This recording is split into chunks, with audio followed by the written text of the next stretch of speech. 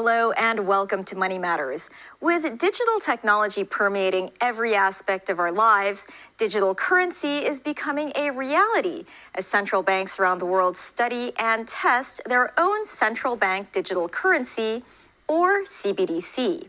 China piloted its digital renminbi last year, known as the ECNY, and hopes to have it in use by the time the Winter Olympics are held in 2022.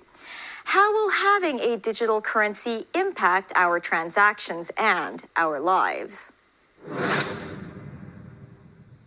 Central bank digital currencies, or CBDCs, are a digital form of a nation's existing fiat currency. They use the same blockchain technology used in cryptocurrencies like Bitcoin and Ethereum. This means transactions are almost real-time as settlements are built into the technology, so you don't have to wait several days if you're remitting money to someone in another country. And since it's part of the technology, transaction fees are much lower. How much savings might we see on transactions? I think, could be save up to 30% to 50% of the cost. So that can be quite significant in terms of the whole transaction cost reduction. According to the Bank of International Settlements, or BIS, 80% of the world's central banks are already conceptualizing their own CBDCs, with 40% building proofs of concept. Despite using the same technology as cryptocurrency, they differ in that, 1, they don't provide user anonymity, and 2, it's backed by a central bank. China is at the forefront of this movement. Last year, Phase 1 of an ECNY pilot test between the mainland and Hong Kong focused on mainlanders with e-wallets using the digital yuan here with businesses and banks. We've completed that Phase 1 already, and it proves that technically it's very doable and the pilot is very smooth. We are now talking about Phase 2, and I expect that this Phase 2 will be completed this year, which is about two-way. One is, of course, we will expand the number of merchants that get into the test for the use of ECNY in Hong Kong, mainly to cater for mainland tourists or mainland businessmen. But the other way around, we've got Hong Kong people who actually either live or they travel in the Greater Bay Area or other cities in China, that they might need a ECNY wallet. In 2014, China began developing their digital currency after cryptocurrencies like Bitcoin and Ethereum began making headlines. According to a speech by the People's Bank of China's Governor Yi Gang last November, almost $300 million has been spent in digital yuan as the government continues to roll out trials in Chinese cities. China is really the first major economy that has moved to the pilot stage. The US and Europe still very much at the exploratory stage. And if we look at the mainland system, probably the big issues there are, one, the size, the fact that it's the second largest economy in the world, the largest country by population. So it's a major economy, and whatever they do will have an impact pretty much on everyone else everywhere. The second is the ubiquity of the mobile payments platforms, Alipay and WeChat Pay, and how the mainland system would interact with these. The digital yuan isn't meant to replace Alipay, WeChat Pay, or even banks or credit cards. It's just meant to replace and provide cash with a digital one-to-one equivalent of the yuan.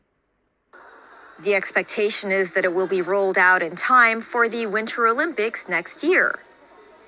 Buying a coffee or getting a taxi is almost impossible without Alipay or WeChat Pay, and without a Chinese mobile number, a Chinese ID, a bank account. So yes, this is a big objective of that. How do you put together a system that allows foreigners, visitors, the ability to have essentially a digital wallet for payments, which can then integrate into all of these digital systems? There are two types of CBDC systems. One is an account-based system, and the other is token-based. In an account-based system, everyone has an account directly with the central bank, and transfers go directly from your central bank account to another recipient, with no third party involved. In a token-based system, users can have an account with a third party or bank, and tokens, for example, a $100 bill, can be transferred electronically between parties. Because of the digital technology used, transfers are almost instantaneous. China is using a token-based system which is meant to be interoperable with other payment platforms and financial institutions. The PBOC distributes the digital currency to commercial banks who distribute to their end users. One of the attractions of a central bank digital currency for governments and central banks is it gives you a better tool to monitor economic activity so that you can better tailor your monetary policy, things like this. This means stimulus like financial subsidies or unemployment relief, issues which came up during COVID, could easily and quickly be rolled out to qualifying citizens and businesses. The other use of CBDC is the trackability and traceability of it, which makes it a powerful tool against money laundering and other criminal activities. One of the issues with the greatest focus in the West is the issue of privacy, how a user's data is used and who can see it. In Canada and Sweden. And what they're basically looking at are these sorts of protections whereby you might have a data collection process, but then to access that data, you would need something like a court order. China, on the other hand, would protect users' data from private companies, but the government would have remit to access data in combating corruption, money laundering, tax evasion, and other criminal activities, according to state media agency Xinhua, what they call controllable anonymity. Another feature of CBDCs is the ability to program the currency. This means governments could set limits of how much money can be spent in certain places or how much can cross borders.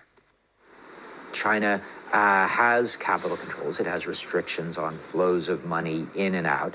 You can actually set it so that it only works in small values outside of the country, which then gives you much better control. So it's something that when you think about a digital currency, particularly the design of the Chinese digital currency, there's no real intention of making of liberalizing capital movements at this stage. And in fact, the technology allows you a better way to monitor that. Both Douglas and Gary agree that adoption of CBDCs will likely pave the way for wider acceptance of crypto assets like Bitcoin and Ethereum, even though trading access is currently restricted in some jurisdictions. The market, in terms of the understanding of the impact of the risk and also of the usage of those currency, would become a lot popular than before. So I think it will be more healthy to the market in general in the future. If you have the central bank issuing a digital currency, it kind of gives legitimacy to the entire thing. It's now difficult for a central bank to say all digital assets are illegitimate except ours. And so I think that is this ongoing process of normalization.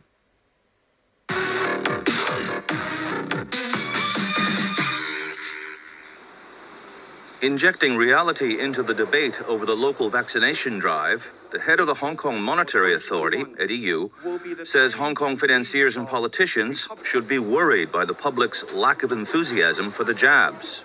Yu has warned that low inoculation rates could cause the special administrative region to be left out of international travel bubbles, making it a less appealing base for multinationals.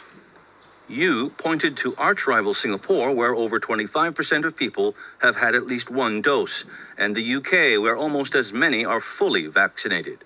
The number of Hong Kong people that have had a single dose is still under 20%. Critics say other factors could further dim the city's business appeal. A mandatory 3-week hotel quarantine for visitors is expensive and would be considered a waste of time for high-level overseas executives. Business leaders may decide to avoid traveling to the city, fearing they'll be trapped in continuously shifting quarantine actions. Without the lifeline of new travel bubbles, visitor numbers may wallow at current levels. A renewed effort to raise a travel bubble with Singapore is now threatened by a new outbreak in the Lion City.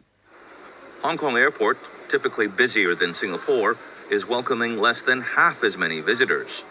The number of travelers was down 98% year-on-year in the first quarter. Cryptocurrencies received another push into the mainstream, with S&P Dow Jones indices launching new cryptocurrency indexes. The company behind the S&P 500 and Dow Jones stock market gauges launched the S&P Bitcoin Index, S&P Ethereum Index, and the S&P Crypto Mega Cap Index as a way of bringing the digital currencies to Wall Street trading floors. The indexes will measure the performance of the digital assets tied to them. More crypto indices will be launched later in the year. Bitcoin, the most popular cryptocurrency, has seen a wild rally in prices after backing from high-profile companies, including Tesla.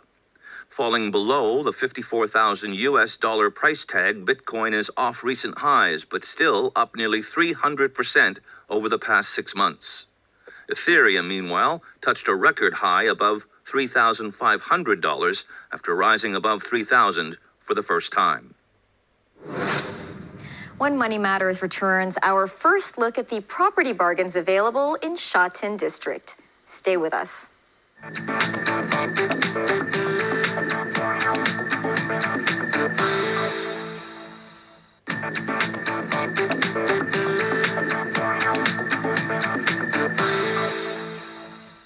Welcome back to Money Matters. Sha Tin District is one of 9 districts of Hong Kong located in the New Territories. It includes areas like Sha Tin, Tai Wai, and Ma On Shan. It is the most populous administrative district in Hong Kong and a well-developed new town. Reporter Alice Khan checked out some flats in one of the largest private estates. The Sha Tin district covers approximately 69 square kilometers, including Sha Tin New Town and country parks. Sha Tin literally means sand field. Present-day Sha Tin was populated before the Ming Dynasty. It was the second batch of satellite towns or new towns to be built in the New Territories. We explored the largest private residential estate in the district, City One, an important project in the government's plan to develop a new town complex in 1979. It sits on 17 hectares of reclaimed land, the Sha Tin Hui, now the Xingmun River. 52 residential blocks occupy the site with over 10,000 units. Flats range from around 400 square feet to over 1,000 square feet. Local and mainland students like the area. It also attracts some expats as well. Some expats, they would prefer to live in this area, especially for those who are working in the international schools in the Sha Tin area. There are some data centers and also some industrial centers over there in Shedmoon. Actually, you can say that which is also within the walking distance. For the expats or for the people who are working in the Shedmoon area, City One Sha Tin is also one of the options for them. Strong demand has supported prices and rents in this estate, but they have been under pressure over the past 2 years amid economic uncertainties and the pandemic. Prices have eased by 1.7% on average, and the rents have dropped by 7.7% on average, luring in new tenants in need of value for money. They might also cut the housing allowance. So some expect they might choose City One Sha Tin. Let's say they live in 800 square feet unit before. Right now, they might downsize to 300 square feet, 2 rooms, and the rental price is cheap. Jessica Yu is looking for a cheaper flat in Sha Tin. I would prefer to find an apartment not too expensive, comparing with other area like Central, Wan Chai, because the rental actually is about over 30,000. So that is very high. Her budget is below $18,000. So we helped her hunt for a flat in City One. First stop, a flat on the lower floor in this block. It's a 395 square foot, 2-bedroom flat for $11,500 inclusive of management fee and the government rents and rates, the lowest in this estate. The landlord is an investor who wants his flats occupied and so offers good deals. The price will be negotiable is because most of them could be investors. So each day it costs them money. If they do not rent out as soon as possible, they will have to pay the installment fee monthly. The big bedroom is about 80 square feet. The smaller one is about 60 square feet. The bedrooms have large windows, which allows natural light to come into the rooms. However, it has a drawback.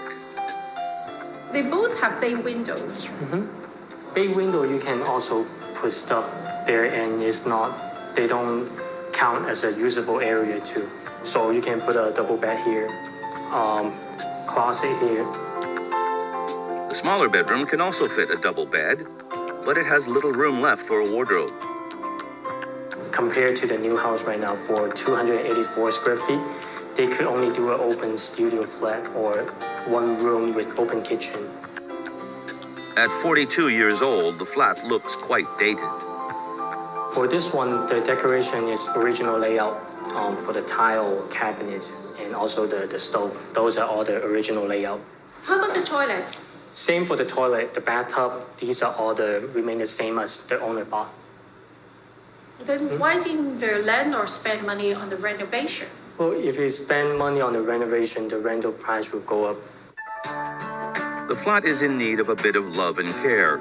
It does have an open view, but it overlooks bus stops, so it can be noisy. Moving on, next was another flat on a higher level in a block further away from the bus stop. This flat is also 395 square feet. The layout is the same as the first one. Asking rent is $13,500. Almost everything are brand new.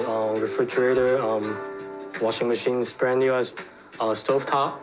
Also the faucet and the cabinet. As you can see, there's many storage here. I would say he's looking for a better quality tenant to take care of his flat. Floor is new and the walls repainted. The toilet is also brand new, isn't it? The landlord took out the bathtub, so we replaced the showering, also a brand new cabinet, so for more storage, sink, the faucet. Not only the bathroom, he replaced everything. Also the pipes and the electricity.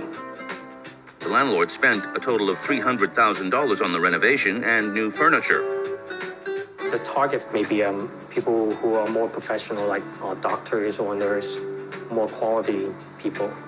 Also for the newcomers, they have to worry about starting a new job, so they don't have to worry to spend their other time to buy new furniture.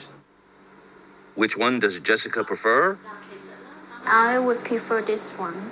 There are 4. Easy for me to clean. That 4 because it was quite old and I found some damage. The toilet bowl is the new, and the previous one, the toilet bowl is quite old.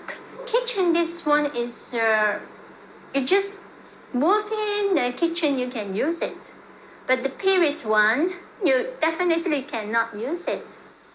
The good things of the other flat is triple, and the view a little bit better. Amenities-wise, the estate has 2 shopping malls, which offers restaurants, shops, and a supermarket.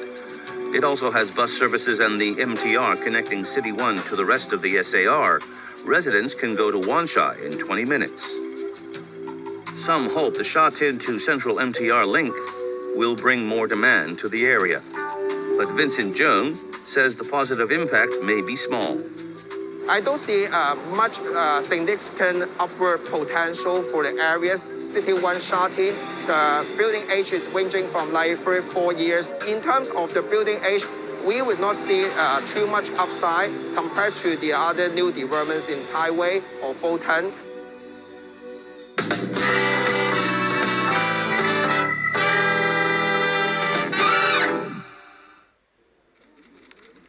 15 people in France decided to get away from it all, including the sun. They emerged after 40 days from a scientific experiment called the Deep Time Project to say that time seemed to pass more slowly in their cavernous underground hideaway in southwestern France. They were deprived of clocks. The 15 left their voluntary isolation in the Lombrive cave to a round of applause and basked in the light while wearing special glasses to protect their eyes after so long in the dark. There was no sunlight inside, the temperature was 10 degrees Celsius, and the relative humidity stood at 100%. In the beginning, team members had desynchronized cycles. Some went to bed much earlier than others or woke up much earlier than others. Towards the end of the study, however, that gap was shorter. Team members seemed to be synchronizing between themselves. Standard 24-hour cycles were not seen inside the cave. Instead, team members had longer days and longer nights, bringing their average cycle together. The cave dwellers had no contact with the outside world, no updates on the pandemic, nor any communications with friends or family. As expected, those in the cave lost their sense of time. There was one initial discovery. The brain arrived at a cycle of 32 hours, a cycle that does not exist in classical physiology. The brain of all 15 participants had the will to synchronize. Team members followed their biological clocks to know when to wake up, go to sleep, and eat. They counted their days not in hours, but in sleep cycles. Scientists leading the project say the experiment will help them better understand how people adapt to drastic changes in living conditions and environments. Participants had certain responsibilities underground, including generating their own power with bicycles that were connected to a battery and fetching their own water in wells. The Lombrive cave is vast and consists of several spaces, some with high ceilings similar to a grand cathedral, while others are narrow tunnels where people must crouch inside. In the common area, where the 15 cooked, ate, and relaxed, stood a large light bulb that looked more like a small sun that was the only bright light source available to the team. A few times they suffered power cuts and were deprived of that artificial light. So they cycled more, up to 12 hours a day, to make sure everything worked. Lucky they had lost all sense of time. That's the show. Thanks for watching. Next time on Money Matters, the Trade Development Council's first physical fair since January 2020, an expo for businesses eager to reach out to real live consumers. Join us then. Good night.